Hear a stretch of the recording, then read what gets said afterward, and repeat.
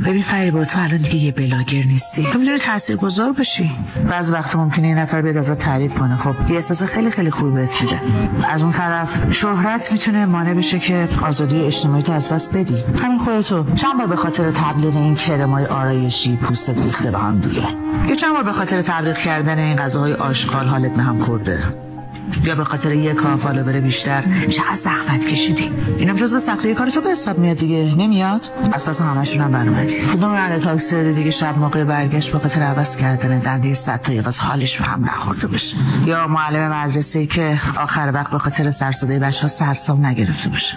آره دیگه، کار ما که تازه یه جورایی سخت‌تر از همه اینام هست. آره، ولی کار تو فرقی با بقیه کارا داره. میدونی توی سختی کار تو باید وانمود کنی که خیلی داری لذت میبری، حالت خیلی خوبه. یعنی هر چی سخت‌تر بیشتر باید وانمود کنی. متوجهی که